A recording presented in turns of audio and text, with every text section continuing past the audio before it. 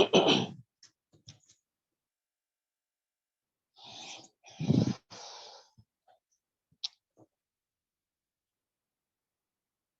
علیکم ورحمۃ اللہ تعالی وبرکاتہ. الحمد للہ نحمده ونستعینه ونستغفره ونؤمن به ونتوکل علیہ ونعوذ باللہ من شرور انفسنا ومن سیئات اعمالنا من يهده الله فلا مضل له ومن يضلل فلا هادي له ونشهد ان لا اله الا الله وحده لا شريك له ونشهد ان سيدنا وسندنا وحبيبنا ومولانا محمدا عبده ورسوله. اما بعد فاعوذ باللہ من الشیطان الرجیم. بسم اللہ الرحمن الرحیم. قال اللہ تبارک وتعالی فی القرآن المجید: وَاعْلَمُوا أَنَّ فِيكُمْ رَسُولَ اللَّهِ لَوْ يُطِيعُكُمْ فِي كَثِيرٍ مِّنَ الْأَمْرِ لَعَنِتُّمْ وَلَكِنَّ اللَّهَ حَبَّبَ إِلَيْكُمُ الْإِيمَانَ وَزَيَّنَهُ فِي قُلُوبِكُمْ وَكَرَّهَ إِلَيْكُمُ الْكُفْرَ والفسوق والعصيان أولئك هم الراشدون فضلا من الله ونعمة والله عليم حكيم.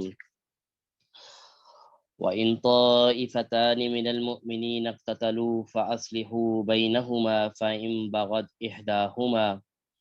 إحداهما على الأخرى فقاتلوا التي تبغي حتى تفيء إلى أمر الله فإن فاءت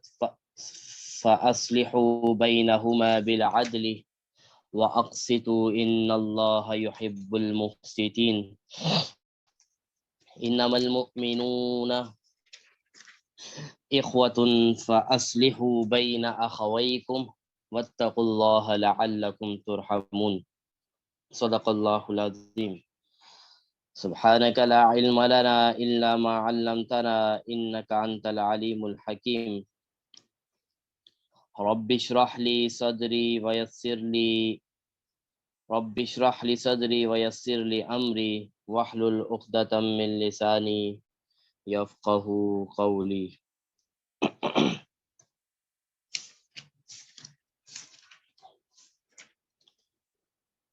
گزشتہ دن ہم نے سورۃ الحجرات کی آیت نمبر 6 کے اوپر کچھ بات کی تھی، اور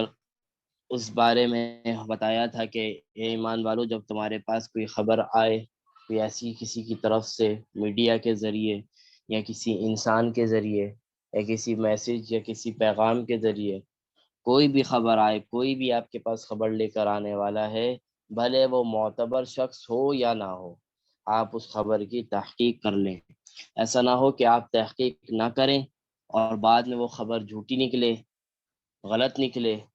تو آپ کو بعد میں پھر اس کے اوپر کوئی پریشانی، کوئی شرمندگی اٹھانی پڑے. یہ حکم دیا تھا سورۃ الحجرات سے، ہمیں کل اس کے بارے میں حکم ملا تھا.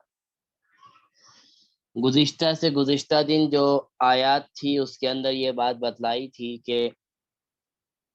بلکہ کل ہی یہ بات بتائی تھی کہ یہ آیت تو اس وقت نازل ہوئی تھی کہ جب آپ علیہ السلام نے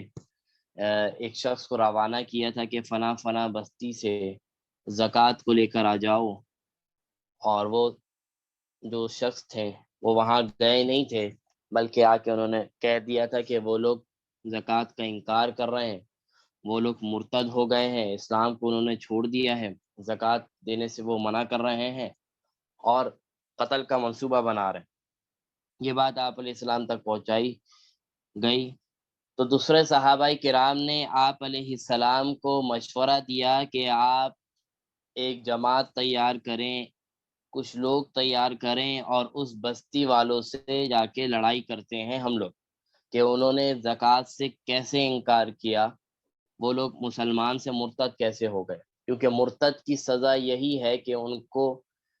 چند دنوں کی مہلت دی جائے، اگر وہ اسلام دوبارہ لے کر آ جاتے ہیں تو ٹھیک ہے، اگر نہیں لے کر آتے تو اسلام کے اندر مرتد کی سزا سزائے قتل ہے،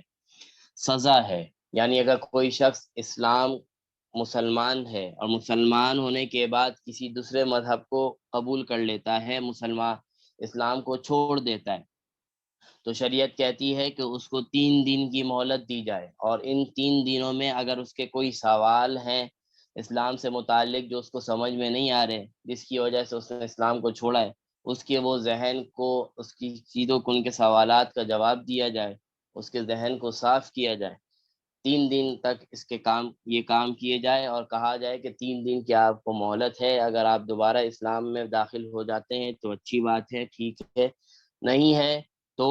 اسلام کی سزا قتل ہے، پھر اس آپ کو کیا کر دیا جائے گا، قتل کر دیا جائے گا۔ اور یہ سزا جو ہے کسی انسان کو دینے کا اختیار نہیں ہے کہ میں کسی کو یہ سزا دے دوں یا آپ میں سے کوئی کسی کو سزا دے دے، سزا کا اختیار حاکم وقت کو ہوتا ہے، ریاست کو ہوتا ہے، عدالت کو ہوتا ہے، وہ سزا جاری کرے گی اور اس کو سزا دی جائے گی۔ یہ ہے سارا معاملہ مرتد کا۔ تو صحابہ کرام نے حکم دیا کہ وہ لوگ مرتد ہو گئے ہیں، جماعت تیار کریں، ہم ان سے بات کرتے ہیں جا کے، اگر پھر بھی نہیں مانے تو ہم ان پہ حملہ کر دیں گے، ان کو قتل کریں گے۔ تو رسول اللہ صلی اللہ علیہ وسلم نے اس موقع پر ان صحابہ کرام کی بات کو نہیں مانی، اور کہا کہ میں پہلے تحقیق کروا لوں، میں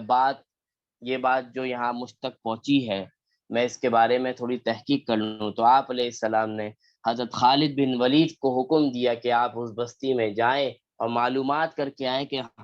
کہ ایسا ہی معاملہ ہے کہ وہ لوگ مرتد ہو گئے ہیں اور زکوٰۃ سے انکار کر رہے ہیں۔ تو حضرت خالد بن ولید وہاں گئے، پھر وہاں پہ معلومات حاصل کی تو معلوم ہوا کہ جس شخص کو آپ علیہ السلام نے زکوٰۃ اکٹھے کرنے کے لیے بھیجا تھا وہ شخص تو آیا ہی نہیں ہے، وہ شخص تو ہمارے پاس آیا ہی نہیں ہے، تو یہ ہم کیسے کہہ سکتے ہیں کہ ہم نے زکوٰۃ نہیں دینی یا ہم مرتد ہو گئے۔ پھر آپ علیہ السلام کو جب یہ خبر پہنچی تو آپ علیہ السلام نے پھر صحابہ کو، پھر اس موقع پر پھر یہ آیت نازل ہوئی کہ جن لوگوں نے صحابہ کرام نے جو مشورہ دیا تھا کہ ہم اس کے بعد چڑھائی کرتے ہیں، ان سے انتقام لیتے ہیں، مقابلہ کرتے ہیں، تو اس موقع پر پھر یہ آج کی جو ہم نے آیت پڑھی ہے یہ آیت نازل ہو گئی۔ فرمایا وَاعْلَمُوا أَنَّ فِيكُمْ رَسُولَ اللَّهِ، اے صحابہ کرام، اے لوگو جو آپ نے مشورہ دیا کہ ہم ان کے اوپر چڑھائی کرتے ہیں، ان کو قتل کرتے ہیں، ان سے مقابلہ کرتے ہیں، وَاعْلَمُوا، پس آپ لوگ جان لیں، أَنَّ فِيكُمْ رَسُولَ اللَّهِ، کہ آپ کے درمیان رسول اللہ صلی اللہ علیہ وسلم موجود ہیں، رسول اللہ صلی اللہ علیہ وسلم موجود ہے۔ اچھا معاملہ یہ ہوا تھا کہ جب رسول اللہ صلی اللہ علیہ وسلم نے ان کے مشورے پہ عمل نہیں کیا تو یہ صحابہ کرام تھوڑے سے غمزدہ سے ہو گئے تھے کہ ہمارے مشورے پہ عمل نہیں کیا گیا، اور آپ علیہ السلام نے ایک صحابی کو یہ بھیج دیا اور ہماری بات کو نہیں سنی۔ تو اس موقع پر یہ نازل ہوئی، صحابہ کرام کو بتایا جا رہا ہے وَاعْلَمُوا، آپ لوگ جان لیں، أَنَّ فِيكُمْ رسول اللہ، کہ آپ کے نزدیک، آپ کے درمیان رسول اللہ موجود ہیں، لو یطیعکم فی کثیر من الامر لعنتم ولکن اللہ حبب الیکم الایمان، فرمایا کہ تم لوگوں نے مشورہ دیا تو یاد رکھو بہت سے مشورے ایسے ہوتے ہیں کہ اگر ان پر عمل کر لیا جائے، ان کو مان لیا جائے تو تم خود کسی مصیبت میں پڑ سکتے ہو۔ یعنی صحابہ کرام کو کہا جا رہا ہے کہ تمہارے مشورے کے اوپر اگر عمل نہیں کیا گیا تو تم ناراض مت ہو، تم غمزدہ مت ہو، ایسا نہ ہو کہ تمہارے مشورے پہ ابھی جو معاملہ سامنے آ گیا کہ یہ بات بالکل غلط تھی، جھوٹ تھی، اگر تمہارے اس مشورے پہ عمل کر لیتے اور وہاں جا کے قتل و غارت شروع کر دیتے تو نقصان کس کا ہوتا؟ تمہارے ہی بھائی بہنوں کا ہوتا، ہمارے ہی بھائی بہنوں کا ہوتا، کیونکہ غلط فہمی کی وجہ سے سارا معاملہ ہوتا۔ تو صحابہ کرام کو بتایا جا رہا ہے کہ بہت سے مشورے ایسے ہوتے ہیں کہ جس پر عمل کر لیا جائے تو تم خود اس مشورے پر کیا کر لو، مصیبت میں پڑ سکتے ہو، مشکلات میں مبتلا ہو سکتے ہو۔ تو فرمایا وَلَكِنَّ اللَّهَ حَبَّبَ إِلَيْكُمُ الْإِيمَانَ وَزَيَّنَهُ فِي قُلُوبِكُمْ وَكَرَّهَهُ إِلَيْكُمْ۔ اچھا جی، یہاں سے ہمیں کیا سبق ملتا ہے؟ ہمیں یہ سبق ملتا ہے کہ کوئی بھی ایسا مسئلہ ہو، کوئی بھی ایسا آتا ہے معاملہ، اور اگر کوئی چھوٹے لوگ کوئی مشورہ دیں اور بڑے لوگ اس مشورے پر عمل نہ کریں، تو چھوٹوں کو یہ نہیں سوچنا چاہیے کہ میرے مشورے پر عمل نہیں کیا گیا، مجھے ڈیگریڈ کیا گیا ہے، میری بات نہیں مانی گئی ہے، کیونکہ بڑے جو ہیں وہ چھوٹے سے زیادہ جانتے ہیں، ان کی عمر زیادہ ہوتی ہے، ان کا تجربہ زیادہ ہوتا ہے، تو چھوٹوں کو کبھی اس کے اوپر مشورہ آپ نے دیا، بہت اچھا دیا، تو لیکن آپ اس بات کی امید نہ رکھیں کہ آپ کے ہی مشورے کے اوپر عمل کیا جائے، مشورے سب سے لیے جائیں گے، پھر جو بہتر فیصلہ ہوگا اسی پر عمل کیا جائے گا۔ تو یہ ہمیں حکم ہم سے ہمیں بھی یہ حکم دیا گیا کہ اگر کوئی مشورہ آپ سے لیتا ہے تو آپ مشورے دیں، اچھا مشورہ دیں، لیکن اگر آپ کے مشورے پر عمل نہیں ہوتا تو آپ غمزدہ نہ ہوں، آپ ناراض نہ ہو سکتا ہے ان کو آپ سے اچھا کسی نے مشورہ دیا ہو، اس کے اوپر عمل کر رہے ہیں، یا آپ کا مشورہ بھی اچھا ہے لیکن اس وقت اس مشورے پر عمل کرنا مناسب نہ ہو۔ تو اس کے اندر جب ہم یہ ساری چیزیں جب ہم انسانوں کے اندر پیدا ہوں گی نا، جب انسان ان چیزوں کے اوپر غور کرے گا، یہ ساری چیزیں آئے گی، تو وہ جو ایک غلط فہمی کا رجحان یا لڑائی جھگڑے کا جو کانسیپٹ بن جاتا ہے وہ انسانوں کے اندر سے ختم ہو جائے گا۔ اگر کسی کو پتا ہوگا کہ میرے مشورے پر عمل کرنا کوئی ضروری نہیں ہے، تو کبھی بھی کوئی نہ ناراضگی پیدا ہوگی، نہ کوئی مسئلہ پیدا ہوگا۔ اگر ہم نے یہی سوچ کے بیٹھ گئے کہ میں نے جو مشورہ دیا اس پہ لازمی عمل ہونا چاہیے اور عمل نہیں ہوا، تو ناراضگی بھی پیدا ہوگی، لڑائی جھگڑا بھی پیدا ہوگا، ساری چیزیں پیدا ہوں گی کہ میں نے مشورہ دیا اور میرے مشورے پر عمل نہیں کیا۔ تو بالکل ایسا اگر یہ چیز ہم نے اپنے ذہنوں سے نکال دی، تو بہت ساری لڑائیوں سے، بہت ساری غلط فہمیوں سے، بہت سارے نقصانات سے ہم کیا کر سکتے ہیں، بچ سکتے ہیں۔ تو اپنا دل، اپنا ذہن ایسا بنانا چاہیے، آپ سے کوئی چیز، کوئی مشورہ مانگ رہا ہے، آپ دیں، اچھا مشورہ دیں، لیکن اس کی امید نہ رکھیں کہ آپ کے مشورے پر لازمی عمل کیا جائے۔ تو فرمایا کہ وَلَكِنَّ حَبَّبَ إِلَيْكُمُ الْإِيمَانَ وَزَيَّنَهُ فِي قُلُوبِكُمْ وَكَرَّهَ إِلَيْكُمُ الْكُفْرَ وَالْفُسُوقَ وَالْعِصْيَانَ۔ اب یہاں پر ان صحابہ کرام کو خوشخبری دی جا رہی ہے کہ مشورے پہ عمل نہ کرنے کا مطلب یہ نہیں ہے کہ تمہارا کوئی مشورہ غلط تھا، تمہارے مشورے یا تم لوگ غلط ہو میرے نزدیک، اللہ کے رسول کے نزدیک یہ بات نہیں تھی کہ تمہارے اندر کوئی مسئلہ ہے، تم اس طرح کے تاکہ تمہارے مشورے پر عمل نہیں کیا۔ فرمایا کہ ایسی کوئی بات نہیں ہے، وَلَكِنَّ اللَّهَ حَبَّبَ، کہ اللہ نے تمہیں اپنا پسندیدہ بنا لیا ہے، تم صحابہ کرام کو اللہ نے تمہارے دلوں میں محبت ڈال دی ہے، پسند فرما لیا ہے اور فرمایا کہ حبب الیکم الایمان وزینہ، اور تمہارے اندر ایمان کی کیفیت موجود ہے، تم ایمان والے لوگ ہو، پریشان نہیں ہو، فی قلوبکم وکرہ الیکم الکفر والفسوق، اور تمہارے اور کفر اور فسق نافرمانی سے تم کو متنفر کر دیا گیا، یعنی تم صحابہ کرام کو کفر اور کفر کی باتوں سے اور فسق کی باتوں سے، غلط باتوں سے تم کو الگ کر دیا گیا ہے۔ اللہ تبارک و تعالیٰ نے تمہیں ان چیزوں سے نکال دیا ہے، تمہارے دلوں میں ایمان ڈال دیا ہے، تمہیں اپنی محبت نصیب فرمائی ہے۔ تم پریشان اس بات سے نہیں ہو کہ تمہارے اندر کوئی مسئلہ آ گیا ہے کہ جس کی وجہ سے مشورے پر عمل نہیں کیا، نہیں، رسول اللہ نے اس وقت جو مشورے پر عمل نہیں کیا تو اس وقت ظاہری چیزوں کو دیکھا کہ ایسا تو رسول اللہ نے سوچا ایسا تو نہیں ہے کہ کوئی غلط خبر لے کر آیا، اس لیے تو وہ آیت بھی نازل ہوئی کہ کوئی خبر آئے تمہارے پاس تو اس کی تحقیق کر لیا کرو۔ تو تم اس کے معاملے میں پریشان نہیں ہو کہ ہمارے اندر کوئی نقص پیدا ہو گیا ہے جس کی وجہ سے رسول اللہ نے ہم پر عمل نہیں کیا، نہیں، اولئک هم الراشدون، تم لوگ تو سیدھے راستے پہ ہو، صحیح راستے پہ ہو، تو فضلا من اللہ و نعمہ، اللہ تبارک و تعالیٰ کی طرف سے تم پر فضل اور احسان ہے،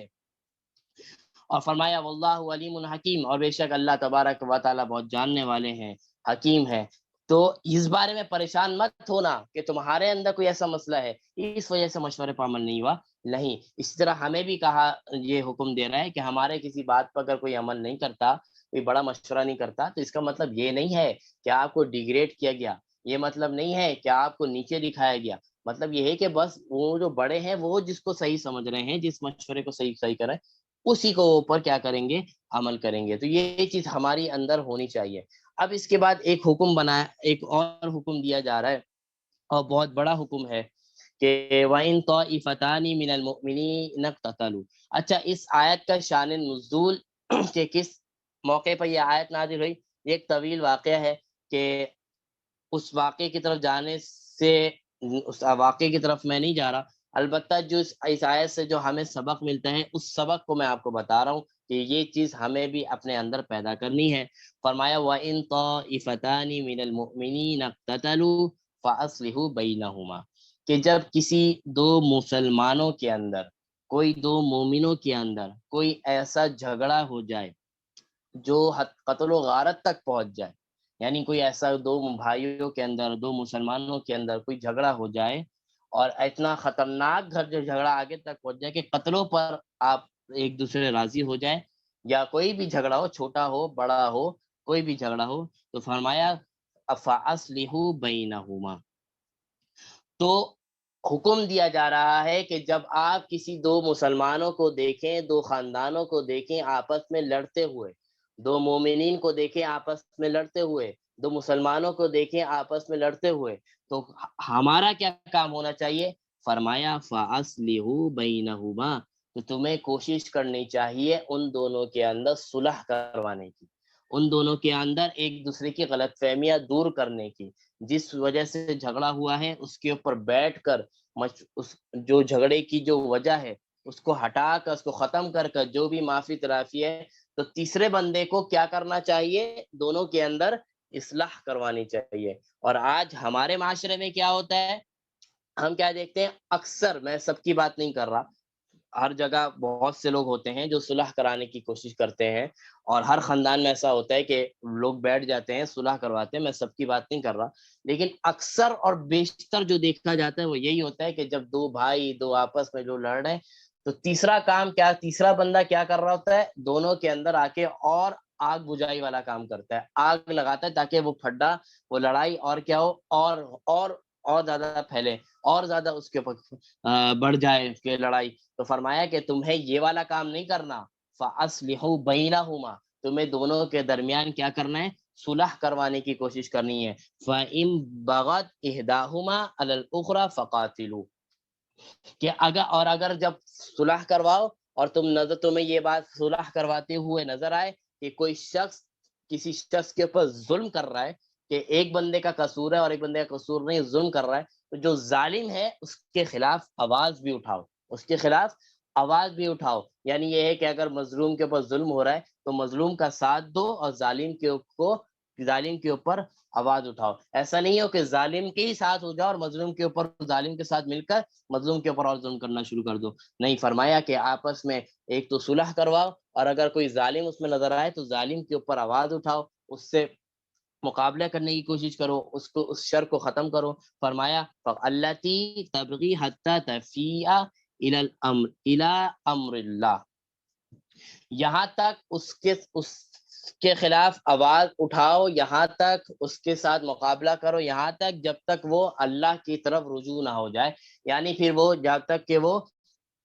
معافی تلافی نہ کر لے، یعنی وہ ظالم اگر وہ معافی تلافی کر لیتا ہے، اپنے ظلم سے ہٹ جاتا ہے، تب ہاں اس کو چھوڑ دو، پھر اس کا پیچھا چھوڑ دو، پھر اس کو اس کے ساتھ ہو جاؤ۔ فرمایا فَإِن فَاءَتْ فَأَصْلِحُوا بَيْنَهُمَا،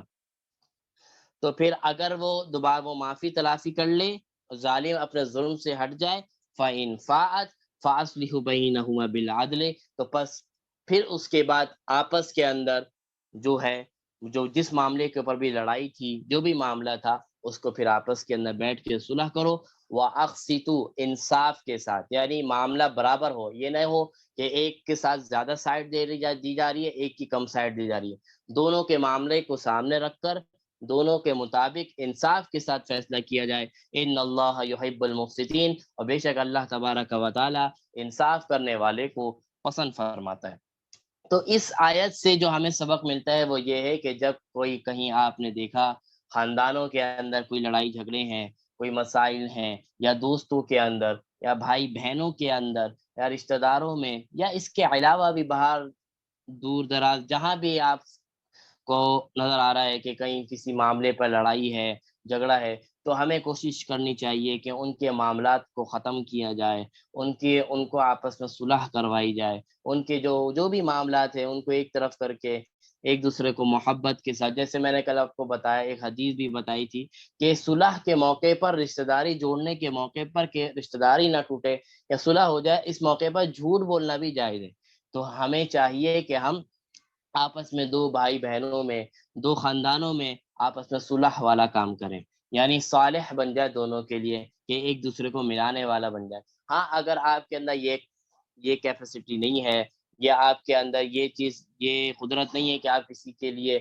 صلح والا کام کریں، تو کم از کم اس کے لڑائی جھگڑے کو اور بڑھائیں نہیں۔ ہم یہ کرتے ہیں کہ ہم اس لڑائی جھگڑے کو اور طول دینے کی کوشش کرتے ہیں، اس میں اور ماچس والا کام کرتے ہیں۔ تو کم از کم اگر آپ صلح نہیں کر رہے تو ایک جگہ بیٹھے رہیں، آپ دوسرا والا جو غلط کام ہے وہ کام نہ کریں۔ تو پہلے نمبر پر تو یہ ہے کہ آپس میں محبت کو بڑھانے کے لیے، صلح کرنے کے لیے ہمیں اپنا کردار اپنانا چاہیے، اپنا کردار۔ آپ کو جو بھی، اگر آپ نے خاندان کے، اگر آپ بڑے ہیں، چھوٹوں میں کوئی لڑائی ہو گئی، پھڈا ہو گیا، کوئی بھی مسئلہ ہو گیا، تو بڑوں کا کردار یہ ہے کہ وہ آپس میں ان کو درمیان ان کے کیا کروایا جائے، صلح کروائی جائے۔ یہ بڑوں کا کردار ہے۔ اگر چھوٹا بھی ہے اور عقل مند ہے تو وہ چھوٹا بھی کروا سکتا ہے، کوئی ضروری نہیں۔ یہ ضروری نہیں ہے کہ جو بڑا ہوگا تو بڑا ہی صلح کروائے گا۔ اگر والدین کے اندر کوئی آپس میں، میاں بیوی کے اندر کوئی آپس میں مسئلہ ہے، اور بچہ سمجھدار ہے اور بچے سمجھ رہے ہیں کہ کون سچ ہے، کون جھوٹ ہے، کون غلط پہ، تو بچوں کو چاہیے کہ آپس کے اندر وہ اپنے والدین میں جو بھی مسئلے ہیں ڈسکس کر کے صلح کروائیں، والدین کے لڑائی جھگڑے کو ختم کروائیں۔ یہ حکم صرف بڑوں کے لیے نہیں ہے، بچوں کے لیے بھی حکم ہے کہ بچے آگے بڑھیں اور آپس میں وہ معاملات ختم کریں۔ اسی طرح یہ معاملات حل ہوتے ہیں۔ اگر آپ بیٹھے رہیں گے، آپ سوچیں گے کہ یہ ابا اماں لڑنے دو، ہمارا کیا مقصد، تو یہ سر اسلام کا مزاج نہیں ہے۔ اسلام کا مزاج یہ ہے کہ اگر کہیں آپ لڑائی جھگڑا دیکھ رہے ہیں، کوئی مسئلہ دیکھ رہے ہیں، تو ہمیں اپنا کردار آگے بڑھاتے ہوئے ان کے درمیان صلح کروانی چاہیے۔ فرمایا انما المؤمنون اخوہ، بے شک تمام کے تمام مسلمان بھائی کیا ہیں، بھائی ہیں۔ فاصلحوا بین اخویکم، بس بھائیوں کو حکم دیا جا رہا ہے، سب کو حکم دیا جا رہا ہے، بس اپنے درمیان کے معاملات کو کبھی خراب مت کرنا، یعنی اپنے درمیان کے تعلقات کو ہمیشہ درست رکھنا، کبھی بھی خراب نہیں کرنا۔ یہ سگے بھائیوں کے لیے بھی حکم ہے، یہ سوتیلے بھائیوں کے لیے بھی حکم ہے، یہ چاچا بھانجے بھتیجے بھانجے سب پورے رشتہ داروں سب کے لیے، سب بھائی۔ اللہ کے نبی اللہ تبارک و تعالیٰ فرما رہے ہیں تمام مسلمان، تمام مومنین آپس میں کیا ہے، بھائی ہیں، بھائی ہیں۔ تو آپس میں تعلقات کو بحال کر کے رہنا۔ کوئی اگر کسی کی طرف سے مسئلہ ہو، زیادتی ہو، نقص ہو، تو برداشت کر لینا، یا برداشت نہیں بھی کرو تو آپس میں بیٹھ کر اس معاملے کو ختم کرنا۔ ایسا نہیں ہے کہ کوئی تکلیف آئی کسی کی طرف سے اور بات ہی نہیں کر رہے اور رشتہ داری توڑ کے بیٹھ گئے، یا اس سے بات چیت کرنا بند کر دی۔ نہیں، اس کو بتا دیں کہ آپ سے یہ بات مجھے بری لگی، تو وہ سامنے والا بھی کیا کر لے گا، آپ سے معافی مانگ لے گا، اس طرح کی بات ہے۔ تو جو بھی آپ وہاں پر، جو بھی آپ آپشن اختیار کرنا چاہیں، وہ آپشن اختیار کر کے آپس کے اندر تعلقات کو ہمیشہ بحال رکھے۔ تو یہ آیات، ایسی آیات سورۃ الحجرات کی ایسی ہے کہ اس آیات کو پڑھنے سے، اس آیات پر عمل کرنے سے انسان کا معاشرتی جو نظام ہے، یا خاندانی جو نظام ہے، یا جو فیملی سسٹم ہے، یہ بہت اچھا ہو سکتا ہے، بہت اچھا بن سکتا ہے۔ جو لڑائی جھگڑا آج پھیلے ہوئے ہیں معاشرے کے اعتبار سے، دوست و احباب کے اعتبار سے، یا خاندان میں والدین، بہن بھائی، پھپھا پھوپھی، جو بھی معاملات ہیں، جو بھی رشتہ داری ہے، اس کے حوالے سے جو بھی چاچا چاچی، جو بھی رشتہ داریوں کے اندر جو فسادات پھیلے ہوئے، اگر ان سورہ حجرات کو پڑھا جائے، ان کی تعلیمات ان کو بتائی جائے، پڑھ کے سنائی جائے، اور اللہ کے حکم کو بتلایا جائے، تو یہ جھگڑے ختم ہو سکتے ہیں، یہ فساد ختم ہو سکتے ہیں۔ تو فرمایا فَأَصْلِحُوا بَيْنَ أَخَوَيْكُمْ، اپنے بھائیوں کے درمیان تعلقات کو قائم رکھ کر رہا کرو، تعلقات کو بحال رکھ کر رہا کرو۔ فرمایا واتقوا اللہ، اور اللہ سے ہمیشہ ڈرنا، لعلکم ترحمون، لعلکم ترحمون، تاکہ وہ اللہ تم پر کیا کرے، رحم کرے۔ تو فرمایا کہ اگر اپنے اوپر رحم کروانا چاہتے ہو نا اللہ کی طرف سے، تو فرمایا اپنے بھائی بہنوں کے درمیان تعلقات کبھی خراب نہیں کرنا، اپنے رشتہ داروں میں کبھی تعلقات خراب نہیں کرنا۔ تو فرمایا تمام امت مسلمہ ایک بھائی ہیں، تو آپس میں تعلقات بن کر رہو اور اللہ سے ہمیشہ ڈرتے رہو، اور جب اللہ سے ڈرتے رہو گے تو ان چیزوں کی طرف پھر نہیں جاؤ گے، کیونکہ تمہیں ڈر ہوگا کہ میں اگر اس بھائی کو نقصان پہنچاؤں گا، اس کے متعلق یہ سوچوں گا تو اللہ میری پکڑ کرے گا۔ تو فرمایا واتقوا اللہ، اللہ سے ہمیشہ ڈرتے رہا کرو، لعلکم ترحمون، تو اللہ تبارک و تعالی تم پر پھر اس کے ذریعے رحمت نازل فرمائیں گے۔ تو آج 3 باتیں ہمیں اس سورۃ الحجرات سے معلوم ہوئی ہے کہ اگر کوئی بڑا آپ سے کوئی مشورہ مانگے، کوئی آپ سے کچھ بات کہے کہ اس بارے میں اپنی رائے دو، تو ہمیں اپنی بہتر سے بہتر رائے دینی چاہیے۔ لیکن اگر کوئی شخص آپ کی رائے پر عمل نہیں کر رہا، آپ کے مشورے پر عمل نہیں کر رہا، تو افسردہ نہیں ہونی چاہیے، غم نہیں ہونا چاہیے کہ میری رائے پر عمل نہیں ہوا۔ آپ سے وہ جو رائے لینے والا ہے، وہ زیادہ بہتر جانتا ہے کہ کس مشورے پر عمل کرنا ہے اور کس پر عمل نہیں کرنا ہے۔ تو جب یہ والی سچویشن، یہ والی کیفیت پیدا ہوگی، یہ والا معاملہ پیدا ہوگا، تو وہ ناراضگی والا جو کانسیپٹ ہے وہ انسان کے اندر سے ختم ہو جائے گا۔ دوسرے نمبر پہ فرمایا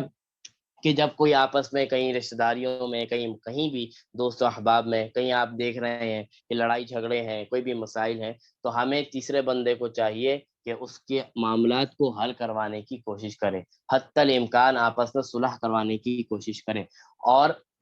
جو ظالم ہے اس کے اندر، تو ظالم کے اوپر آواز اٹھائے، یہ نہیں ظالم کے ساتھ ہو جائے مظلوم کے اوپر ظلم کرے، نہیں، ظالم کے خلاف آواز اٹھائے اور بتائے کہ تمہارا ظلم ہے، تمہاری غلطی ہے، یہ بتائے اس کو، اور اس وقت تک بتائے جب تک وہ اللہ سے توبہ استغفار نہ کر لے۔ اللہ سے توبہ اگر وہ استغفار کر لیتا ہے، وہ اپنے ظلم کو چھوڑ دیتا ہے، پھر دوبارہ سے پھر آپس میں بیٹھ کر جو بھی مسئلہ ہے، جو بھی ظلم سے وہ نکل گیا، تو اب جو بیچ والا جو راستہ ہے، یعنی صلح والا جو راستہ ہے، اس کو اختیار کیا جائے، اور انصاف کے ساتھ، یہ نہیں ہے کہ ایک کے اوپر زیادتی ہو رہی ہے تو اس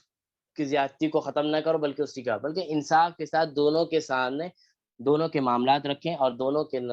درمیان ایسا فیصلہ ہو کہ جس میں دونوں خوش ہوں، ایسا فیصلہ ہونا چاہیے کہ جس میں دونوں خوش ہوں، انصاف والا فیصلہ ہو، اور اللہ تعالیٰ انصاف کرنے والے کو پسند فرماتے ہیں۔ اور آخری حکم جو ملا وہ یہ ہے کہ تمام مسلمان آپس میں بھائی ہیں، تو آپس میں چاہیے کہ آپس میں تعلقات کو بحال کر کے رہا کریں، آپس کے تعلقات کو اچھے انداز میں رہا کریں۔ اسی طرح مسلمان بھائی ہیں، اسی طرح مسلمان بہنیں ہیں، عورتیں آپس میں مسلمانوں میں بہنیں ہیں، تو آپس کی جو بہنیں ہیں وہ ساس بہو کے صورت میں ہو، یا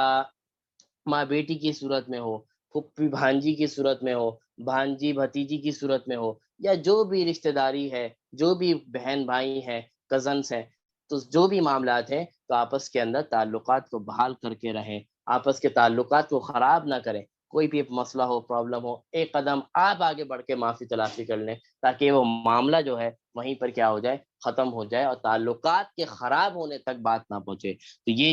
یہ بہت بڑا حکم اس سورہ حجرات سے آج ہمیں ملا ہے، تو ہمیں چاہیے کہ اس چیزوں کو اپنے اندر پیدا کریں، اپنے اندر ان چیزوں کو پیدا کریں۔ آپ اپنے اندر پیدا کریں گے تو انسان جو ہے، جو معاشرہ جو بنتا ہے، وہ فرد سے بنتا ہے، اور فرد سب سے پہلے میں ہونا چاہیے، کہ میں اپنے اندر سے یہ اس چیز کو کیا کروں، محنت شروع کر دوں۔ میں یہ نہیں سوچوں کہ یہ جو میں نے سنا یہ میں کسی اور پہ امپلیمنٹ کروں، کسی اور کو بتاؤں، نہیں، سب سے پہلے اپنے اندر یہ چیز پیدا کی جائے، تو آپ بدلیں گے تو آپ کے دوست بدلیں گے، اسی طرح اب بدلتے بدلتے یہ پورا معاشرہ تبدیل ہوگا۔ تو ہم جو معاشرہ تبدیل کرنے کی کوشش کرتے ہیں دوسروں سے، اپنے اوپر محنت نہیں کرتے، تو معاشرہ ہمیشہ اپنے آپ سے بنتا ہے۔ تو اپنے اوپر اس باتوں کی کوشش کریں، جب آپ اپنے آپ کو اچھا بنائیں گے، جب آپ، اور یہ بات بالکل پکی ٹھکی ہے کہ آپ جس کو عزت دیں گے اس سے آپ کو عزت ملے گی، یہ بات آپ کو ہر کوئی جانتا ہے۔ ہر کوئی اس کا مشاہدہ کر سکتا ہے. آپ جس سے اخلاق سے بات کریں گے آپ کو اخلاق اچھا ہی ملے گا. اگر آپ بد اخلاقی سے بات کریں گے تو سامنے والا بھی بہت اچھا نہیں کہ آپ سے اخلاق سے بات کرے گا, وہ بھی آپ سے بد اخلاقی کرے گا. تو ہمیں چاہیے کہ اپنے آپ کو پہلے بدلیں, اپنے اندر یہ ساری صورت پیدا کریں, اپنے اندر یہ جذبہ پیدا کریں, یہ صلح والا. جب آپ صلح کرتے ہوئے آپ صلح کریں گے تو لوگوں کے اندر بھی آئے گا کہ ماشاء اللہ یہ صلح والی بات کرتا ہے, تو ہمیں بھی چاہیے کہ صلح والی باتیں کریں. ایسا نہ ہو کہ ہم رشتہ داری توڑنے والی باتیں کریں. تو یہ چیزیں بہت ضروری ہے کہ اپنے آپ سے محنت ہو. جب اپنے آپ سے محنت ہوگی تو یہ محنت آگے بڑھے گی, اور اسے بڑھتے بڑھتے پھر معاشرے کے اندر جو برائیاں ہیں وہ آہستہ آہستہ کیا ہوتی چلی جائیں گی, ختم ہوتی چلی جائیں گی. اچھا, آج جو ہمارے پاس حدیث ہے, جس حدیث کے ایک کچھ بات میں نے کل بھی کہی تھی کہ اسلام کے جو ہے 70 شعبے ہیں, 70 نہیں, اسلام کی جو ہے 70 شعبے ہیں, 70 پوائنٹس ہیں اسلام کے. تو حدیث ہے عن ابی ہریرہ رضی اللہ تعالی عنہ قال قال رسول اللہ صلی اللہ علیہ وسلم الایمان بضع وسبعون شعبة فافضلها قول لا الہ الا اللہ وادناها اماتۃ الاذى عن الطریق والحیاء شعبة من الایمان. یہ ابو ہریرہ رضی اللہ تعالیٰ عنہ سے روایت ہے کہ رسول اللہ صلی اللہ علیہ وسلم نے ارشاد فرمایا کہ ایمان کے 70 سے بھی زیادہ شاخیں ہیں, یعنی ایمان کی شاخیں, ایمان کے شعبے 70 سے زیادہ ہیں. اس میں سب سے افضل کیا ہے؟ فرمایا لا الہ الا اللہ, کہ اللہ کو ایک ماننا اور رسول اللہ کو آخری نبی ماننا, یہ اسلام کا پہلا شعبہ ہے. اور فرمایا سب سے آخری شعبہ اور سب سے چھوٹا شعبہ کیا ہے؟ فرمایا سب سے چھوٹا شعبہ یہ ہے کہ کسی راستے سے پتھر کو ہٹا دینا, کسی راستے سے کسی کنکر کو ہٹا دینا, اس کی یہ سوچتے ہوئے ایسا نہ ہو کہ کسی بھائی کے لیے یہ تکلیف کا باعث بنے, تو پتھر کو یہ سوچ کر ہٹا دینا, تو یہ بھی اسلام کا شعبہ ہے. اسلام کا سب سے ادنا شعبہ یہ ہے کہ کسی کے کام آ جانا, کسی کی تکلیف کو دور کر دینا. اور فرمایا آخر سے بالکل الگ سے ایک جملہ فرمایا والحیاء شعبۃ من ایمان, کہ حیا بھی ایمان کا حصہ ہے. جب ہم نے یہ کہا کہ پہلا حصہ لا الہ الا اللہ اور آخری حصہ کسی راستے سے پتھر ہٹا دینا, تو حیا والی بات اس کے اندر آ جاتی. اس کے علاوہ اور بھی بہت سارے شعبے, اس کا تذکرہ نہیں فرمایا, لیکن ایک الگ سے ایک شعبے کے بارے میں بتایا. فرمایا والحیاء شعبۃ من الایمان, کہ حیا ایمان کا بھی, حیا بھی ایمان کے حصے میں سے ایک حصہ ہے. تو یہ حیا ایسی چیز ہے کہ انسان کے اندر یہ اگر حیا والی کیفیت ہو جائے, یہ والی کیفیت اگر انسان کے اندر ہو جائے, تو اس معاشرے سے, ہمارے اندر سے بے حیائی, ہمارے اندر سے فساد, ہمارے اندر سے لڑائی جھگڑے تک یہ سارے ختم ہو جائیں گے. اگر مجھے حیا آئے گی, میرے اندر اگر حیا ہوگی, تو میں کبھی زندگی میں نہیں میرے اندر یہ چیز پیدا ہوگی کہ میں کسی سے لڑائی جھگڑا کروں. مجھے حیا ہوگی کہ میں کسی سے لڑائی جھگڑا کرتے ہوئے اچھا تھوڑی لگوں گا. یہ شرم و حیا والی اگر بات اندر ہو جائے تو وہ سارے معاملات ختم ہو جائیں گے. اسی طرح یہ جو بے حیائی پھیلی ہوئی ہے, یہ جو طرح طرح کی بے حیائیاں پھیلی ہوئی ہیں, تو فرمایا اگر حیا پیدا ہو جائے تو انسان کے معاشرے سے بہت ساری چیزیں کیا ہو سکتی ہیں, ختم ہو سکتی ہیں. اور رسول اللہ صلی اللہ علیہ وسلم نے فرمایا اذا فاتک الحیا فاصنع ما شئت, جب تمہارے اندر سے حیا ختم ہو جائے تو جو چاہو کرو. رسول اللہ فرما رہے ہیں کہ حیا اتنی بڑی چیز ہے جو انسانوں کو بہت سے غلط کاموں سے کیا کر دیتی ہے, روک دیتی ہے. اگر میں کسی غلط کام کی طرف جا رہا ہوں, میرا دل چاہ رہا ہے کہ میں غلط کام کی طرف جاؤں, لیکن اگر میرے اندر حیا والا شعبہ ہوگا, حیا والا مادہ ہوگا, تو مجھے شرمندگی ہوگی, یار میں یہ کام کروں گا, تو انسان وہ کام کس سے کیا ہو جائے گا, رک جائے گا. اسی لیے پیغمبر نے فرمایا کہ اگر تمہارے اندر سے حیا چلی جائے نا, اگر تمہارے اندر سے شرم و حیا نکل جائے, تو جو چاہے کرو, اللہ کو تمہیں کسی چیز کے بارے میں کوئی ضرورت نہیں. یعنی یہ کہ انسان کے اندر سے, اس کا ایک مطلب یہ بھی ہے کہ جب انسان کے اندر سے حیا نکل جائے تو وہ ہر کام کر سکتا ہے, وہ ہر کام کر سکتا ہے. اگر اس کے اندر سے شرم و حیا والا مادہ اگر اس کے دل سے نکل جائے تو اس کے اندر پھر وہ ہر کام کر سکتا ہے. تو جب انسان دھڑلے سے جو غلط کاموں میں, غلط چیزوں میں لگ جاتا ہے, اس کی وجہ یہی ہوتی ہے کہ اس کے اندر سے حیا اور شرم والی جو صفات تھی وہ نکل چکی ہے. اسی وجہ سے وہ بڑے آرام سے گناہوں کے کام میں لگا ہوا ہے. تو فرمایا والحیاء شعبۃ من الایمان, اور حیا بھی ایمان کے حصوں میں سے ایک بہت بڑا کیا ہے, حصہ ہے. تو فرمایا اسلام کا یہ صرف 5 رکن نہیں ہے جو کل بتائے, بلکہ اسلام کے 70 سے بھی زائد شعبے ہیں. اس کے شعبے کے اندر جھوٹ سے بچنا, سچ بولنا، سود سے بچنا، جہاد کرنا، اچھے اخلاق سے پیش آنا، صلح والا کام کرنا، یہ ساری چیزیں اسلام کے شعبے سے ہیں۔ تو سارے شعبے پر ہمیں کیا کرنا ہے؟ عمل کرنا ہے۔ تو یہ جو آج کی حدیث تھی ہماری ایمان کے 70 شعبے کے حوالے سے، اور اس کے اندر الگ سے ایک چیز جو بتائی کہ حیا ایمان کا بہت بڑا حصہ ہے، تو اپنے اندر حیا پیدا کرنے کی ضرورت ہے۔ استغفر اللہ۔ اچھا، آج جو ہم نے جو ٹاپک رکھا ہے وہ زکوٰۃ کے حوالے سے ہے۔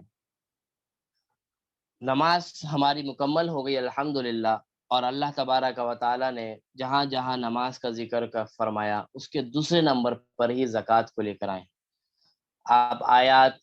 قرآن مجید کی کوئی سی بھی آیات اٹھا لیں، جہاں بھی آپ کو نماز کا ذکر ملے گا اس کے ساتھ ہی زکوٰۃ کا ذکر ملے گا۔ فرمایا اقام الصلاۃ و ایتاء الزکوٰۃ، کہ نماز کو قائم کرو اور زکوٰۃ کو ادا کرو۔ تو اسی لیے ہم نے نماز کے فوراً بعد ہم نے بھی اپنا ٹاپک زکوٰۃ کو رکھا، کہ زکوٰۃ یہ ایک فرض ہے جو اللہ تبارک و تعالی نے مسلمانوں کے اوپر لگایا ہے۔ وہ مسلمان جن کو اللہ تبارک و تعالی نے اچھا مال دیا ہے، اللہ تبارک و تعالی نے مال و دولت سے نوازا ہے، اس کے اوپر یہ ذمہ داری لگائی ہے۔ اور زکوٰۃ کا معنی کیا ہوتا ہے؟ زکوٰۃ کا مطلب ہوتا ہے پاک کرنا۔ زکوٰۃ کا کیا مطلب ہوتا ہے؟ پاک کرنا۔ تو زکوٰۃ جب انسان اپنے مال سے نکالتا ہے تو اس زکوٰۃ نکالنے کے ذریعے اللہ تبارک و تعالی اس کے مال کو گندگیوں سے، اس کے مال کو جو اس کے اندر نحوستیں ہیں، اس مال کے اندر جو بھی مسائل ہیں، اس زکوٰۃ کے ذریعے اللہ تبارک و تعالی اس مال کو پاک کر دیتا ہے۔ اور اسی طرح دوسرا فائدہ زکوٰۃ کا یہ ہے کہ جب ہم زکوٰۃ نکالتے ہیں تو ہماری زکوٰۃ کی وجہ سے جو غربا ہیں، جو مساکین ہیں، ان کی کیا ہو سکتی ہے؟ مدد ہو جاتی ہے۔ تو اللہ تبارک و تعالیٰ نے اتنا اچھا ہمیں یہ حکم دیا کہ اپنا مال بھی پاک کر لو، اور غربا جو غریب ہیں ان کی بھی کیا ہو جائے؟ اس کے ذریعے مدد ہو جائے۔ تو یہ اللہ تبارک و تعالیٰ نے جو زکوٰۃ کی جو ہمیں شکل میں جو اتنا بڑا حکم دیا کہ اس کے بڑے فائدے ہیں، انسان کا مال اس سے بہت زیادہ اور برکتوں والا ہو جاتا ہے۔ اسی طرح زکوٰۃ کی وجہ سے غربا جو مساکین ہیں ان کی بہت اچھی طریقے سے کیا ہو جاتی ہے؟ مدد ہو جاتی ہے۔ تو ہمیں چاہیے کہ جو جن کو اللہ تبارک و تعالیٰ نے مال و متاع دیا ہے وہ اپنی زکوٰۃ کو ہر سال نکالا کریں، اچھے انداز سے نکالا کریں۔ اور یہ زکوٰۃ تو فرض ہے، یہ تو دینا ہی دینا ہے۔ اس کے علاوہ بھی نفلی صدقات، ایک دوسرے کی مدد کرنا، یہ چیزیں بھی انسانوں کو کیا کرنی چاہیے؟ کرنی چاہیے۔ اس سے بھی انسانوں کے اندر آپس میں محبتیں بڑھتی ہیں، آپس میں ایک دوسرے کا دکھ اور درد انسانوں کے اندر پھر محسوس ہوتا ہے۔ تو بہت زیادہ کوشش کرنی چاہیے کہ زکوٰۃ کے معاملے میں بہت زیادہ توجہ دی جائے، اور خاص طور پر خواتین وہ اپنی زکوٰۃوں کو ادا کیا کریں۔ اور فرمایا کہ وعید بھی سنا دوں، یہ تو ہم نے خوشخبری تو بہت سنا دی کہ زکوٰۃ کے اوپر یہ ہے انعام ہے، زکوٰۃ سے مال۔ وعید کیا ہے؟ فرماتے ہیں اللہ تبارک و تعالیٰ کہ جو شخص زکوٰۃ نہیں دیتا، اللہ نے مال و متاع دیا ہے، زکوٰۃ نہیں دیتا، فرمایا قیامت کے دن اسی مال کو اللہ تبارک و تعالی آگ بنا دیں گے، اسی مال کو اللہ تبارک و تعالی سانپ بنا دیں گے، اور وہ سانپ، وہ آگ قیامت کے دن کہا جائے گا جب ان کے بندوں کے اوپر چھوڑی جائے گی وہ آگ، اور وہ سانپ چھوڑا جائے گا تو بندہ کہے گا اے اللہ یہ کیا ہے؟ تو اللہ تبارک و تعالی فرمائیں گے اس موقع پر یہ وہی تمہارا مال ہے جو میں نے ہی تم کو دیا تھا، اور تم اللہ کے راستے میں، میرے راستے میں جو تم پر زکوٰۃ فرض کی گئی تھی وہ زکوٰۃ تم نہیں دیتے، آج وہی مال تمہارے لیے دشمن بن چکا ہے۔ تو فرمایا کہ یہ اتنی بڑی وعید ہے زکوٰۃ نہ دینے کے والوں کے حوالے سے۔ اور اسی طرح فرمایا دوسری حدیث میں آتا ہے، خاص طور پر وراثت کے بارے میں بھی آتا ہے اور زکوٰۃ کے بارے میں بھی آتا ہے، کہ جو شخص وراثت کا مال ہڑپ کر جاتے ہیں، زکوٰۃ کا مال ہڑپ کر جاتے ہیں، زکوٰۃ نہیں نکالتے، وراثت لوگوں میں تقسیم نہیں کرتے، خاندانوں میں تقسیم نہیں کرتے. فرمایا کہ وہ لوگ اپنے پیٹوں میں آگ بھر رہے ہیں، اپنے پیٹوں میں آگ بھر رہے ہیں. یہ مال کل قیامت کے دن آگ کی صورت میں پیش کیا جائے گا. تو یہ اتنی خطرناک وعیدیں ہیں. تو زکوٰۃ کے حوالے سے تو ہمیں چاہیے کہ ہم ٹائم ٹو ٹائم ہر سال اپنی زکوٰۃ کو کیلکولیٹ کریں، اپنی زکوٰۃ کا نصاب اختیار کریں اور نکالیں، اور اس کے بعد کسی مستحق کو زکوٰۃ کیا کر دیں، دے دی جائے. تو زکوٰۃ کی بنیادی چیزیں جو ہے میں آپ کو بتا دیتا ہوں کہ کن چیزوں پر زکوٰۃ فرض ہوتی ہے. ٹوٹل سب سے پہلے نمبر پر سونا ہے. نصاب میں بعد میں بتاؤں گا، پہلے میں صرف یہ بتا رہا ہوں. پہلے سب سے نمبر پہ سونا ہے، دوسرے نمبر پہ چاندی ہے، تیسرے نمبر پر آپ کے پاس کیش نقد ہے، اور چوتھے نمبر پر آپ کے پاس وہ سامان جو ضرورت سے زائد ہو. وہ سامان جو ضرورت سے زائد ہو اور بطور تجارت ہو. ضرورت سے زائد سے مراد صرف تجارت بھی ہو، یعنی وہ چیز جس کو ہم نے بیچنے کی نیت سے لیا ہو، یعنی تجارت کا سامان، مال تجارت، نقد، چاندی اور سونا، یہ زکوٰۃ کا نصاب ہے. ان چاروں چیزوں کے اندر زکوٰۃ کا نصاب چلتا ہے. اس کے اندر اصل چیز جو ہے وہ سونا اور چاندی ہے. سونا اور چاندی کو یہ کیش اور مال تجارت فالو کرتے ہیں، یعنی سونا چاندی کے تابع ہیں. یہ آپ کا مال، آپ کا کیش، آپ کا نقد جو پیسوں کی صورت میں ہے، یہ اور مال تجارت یہ فالو کرتے ہیں سونا اور چاندی کو. تو اصل نصاب جو وہ زکوٰۃ کا ہے وہ سونا ہے اور چاندی ہے. تو سونے کا نصاب کیا ہے؟ سونے کا نصاب ہے 7.5 تولہ سونا. 7.5 تولہ سونا یہ زکوٰۃ کا نصاب ہے. اسی طرح چاندی کا نصاب کیا ہے؟ چاندی کا نصاب ہے 52.5 تولہ چاندی. 52.5 تولہ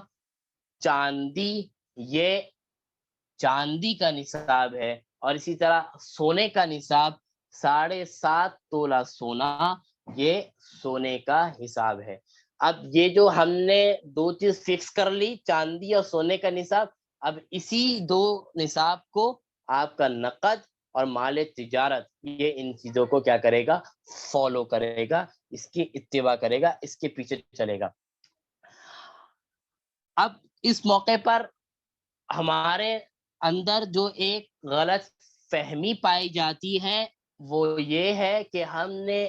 ہمیں یہ معلوم ہوتا ہے کہ سونے کا نصاب 7.5 تولہ ہے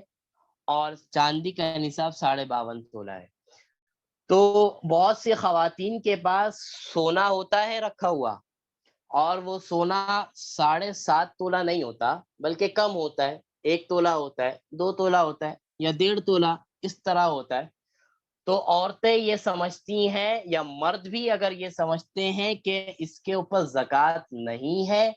تو یہ بات بالکل غلط ہے. زکوٰۃ اس کے اوپر ہے. کیوں؟ اس لیے کہ جب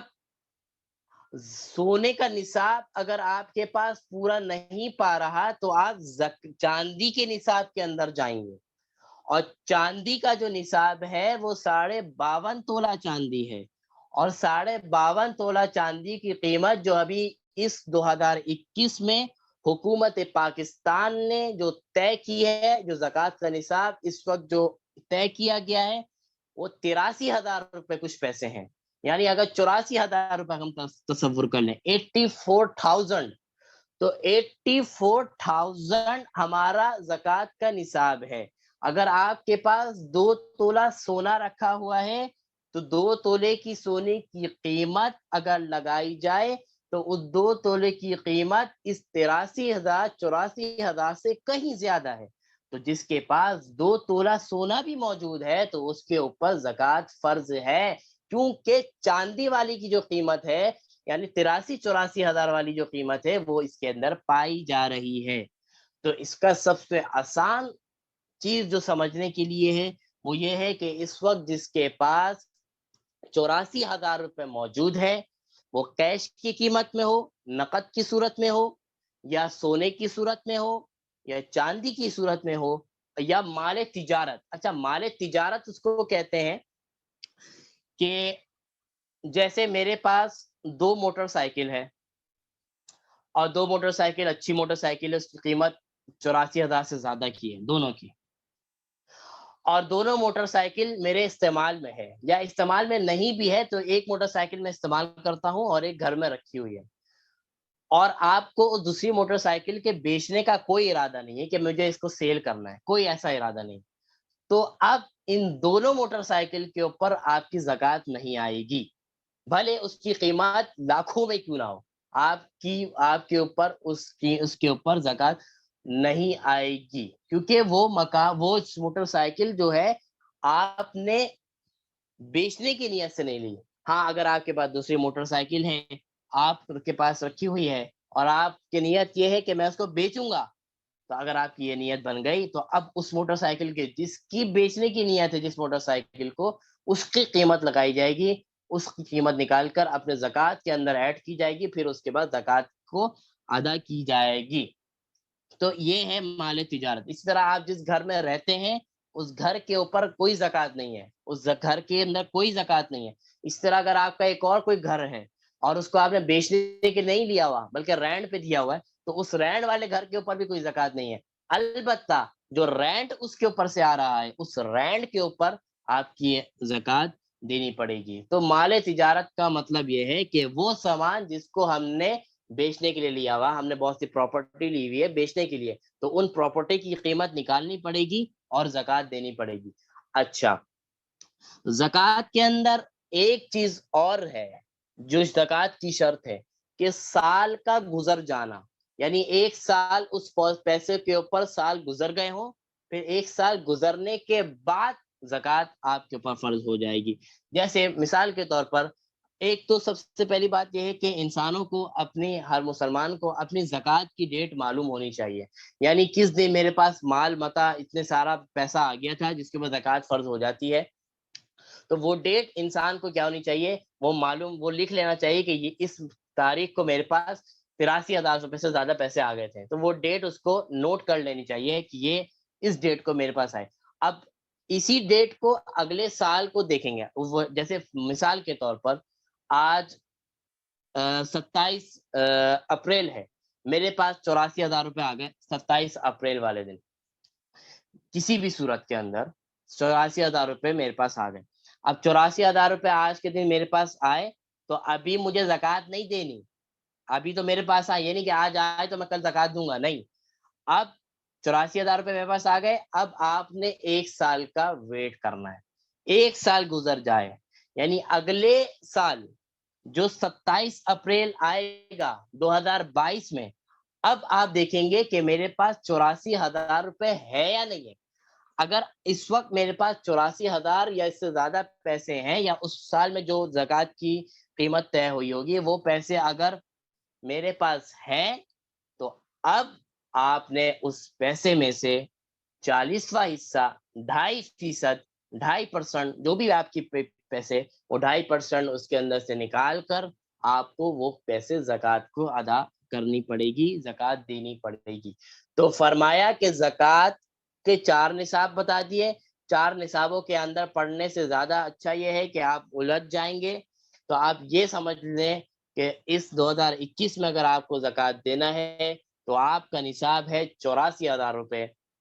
84,000 روپے اگر آپ کے پاس ہے، وہ سونے کی قیمت میں ہے، چاندی کی قیمت میں ہے، نقد کی صورت میں، کیش کی صورت میں، یا مال تجارت کی صورت میں، یہ چاروں چیزیں اگر آپ کے پاس موجود ہیں اور اس کے اوپر سال بھی گزر چکا ہے، یعنی پچھلے سال میرے پاس آ گئے تھے اور وہ ڈیٹ آج آ گئی ہے اور اس وقت یہ پیسے میرے پاس موجود ہیں، تو اب آپ کو زکوٰۃ آپ کے اوپر فرض ہو گئی ہے. اب آپ کو زکوٰۃ ادا کرنا پڑے گا، زکوٰۃ کو اب آپ کو ادا کرنا پڑے گا. خاص طور پر خواتین اس کا حساب اس طرح لگا سکتی ہیں، جو خاص طور پر جو شادی شدہ خواتین ہیں. شادی شدہ خواتین کو عام طور پر جو شادی والا دن ہوتا ہے اس دن اس کے پاس اتنے سونے وغیرہ آ جاتے ہیں، اتنی اس کے پاس زیورات آ جاتے ہیں سونے کے حساب سے یا پیسوں کے حساب سے، تو اس وقت وہ عام طور پر خواتین اس دن زکوٰۃ کی مالکہ بن ہی جاتی ہیں عام طور پر، کیونکہ اگر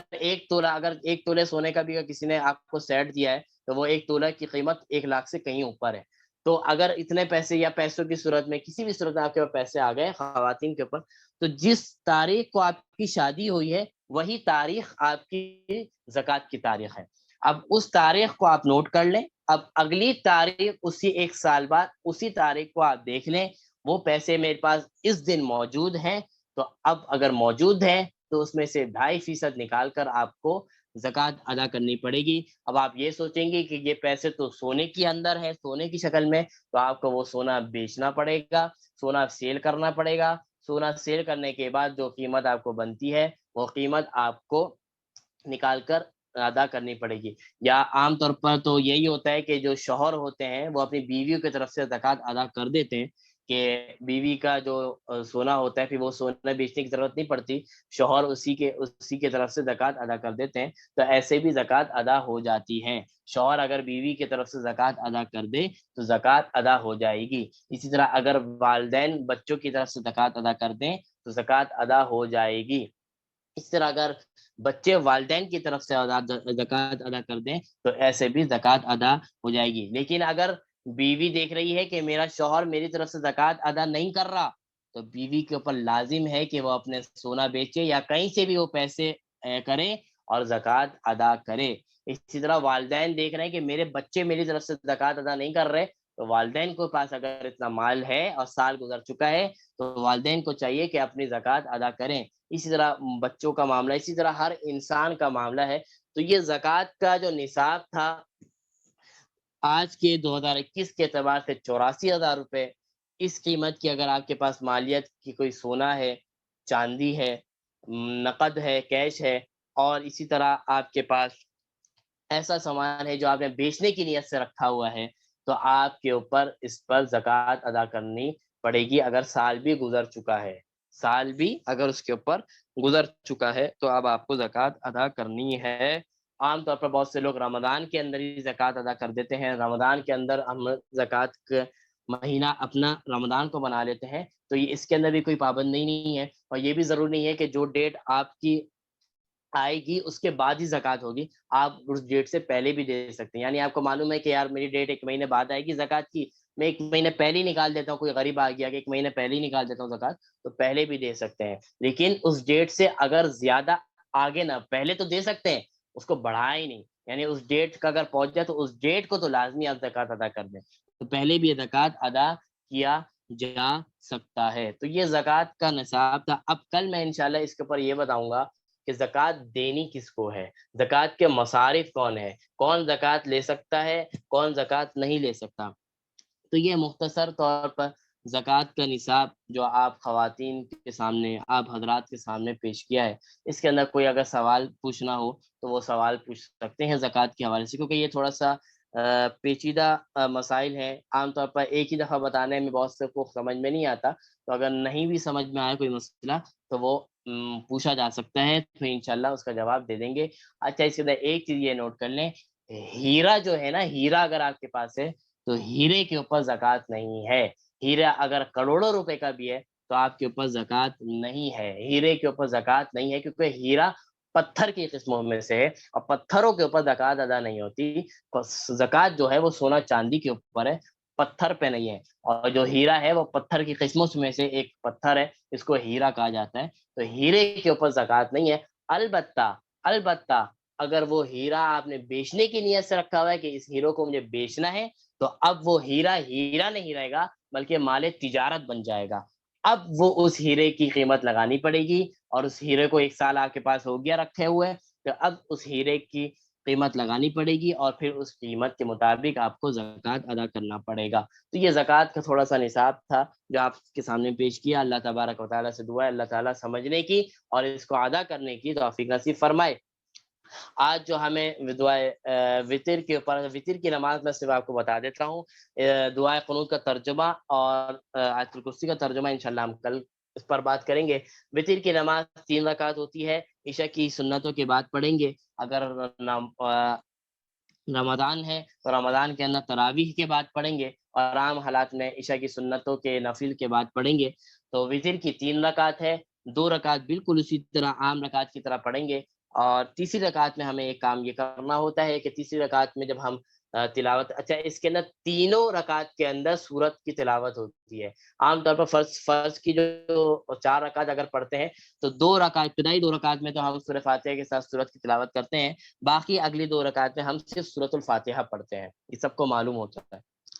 لیکن وتر کی رکعت، اسی طرح مغرب کی رکعت کے اندر وہ بھی 3 رکعت ہوتی ہے، تو شروع کی ابتدائی 2 رکعت میں تو سورت بھی پڑھیں گے، تیسری رکعت میں صرف سورۃ الفاتحہ پڑھیں گے اور رکوع میں جائیں گے۔ لیکن وتر کی نماز بھی 3 رکعت ہیں، اس کے تینوں رکعت کے اندر سورت بھی پڑھنی ہے اور سورہ فاتحہ بھی پڑھنی ہے۔ تو تیسری رکعت میں ہم نے سورہ فاتحہ پڑھ لی اور سورت پڑھ لی، سورت پڑھنے کے بعد ہمیں رکوع میں جانا ہے، تو ہم رکوع میں نہیں جائیں گے، بلکہ رکوع میں جانے سے پہلے اللہ اکبر کہہ کر ہاتھ اٹھائیں گے اور ہاتھ پھر دوبارہ باندھ لیں گے۔ اب اس موقع پر ہم دعائے قنوت پڑھیں گے۔ جن حضرات کو دعائے قنوت یاد نہیں ہے ان کو چاہیے کہ دعائے قنوت یاد کریں، دعائے قنوت یاد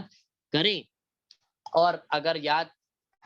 کر رہے ہیں آپ اور اتنی یاد نہیں ہوئی کہ پڑھ سکیں تو اس موقع پر آپ کوئی دوسری دعا پڑھ سکتے ہیں، جیسے ربنا آتینا فی الدنیا، اسی طرح کوئی بھی دعا آپ اس موقع پر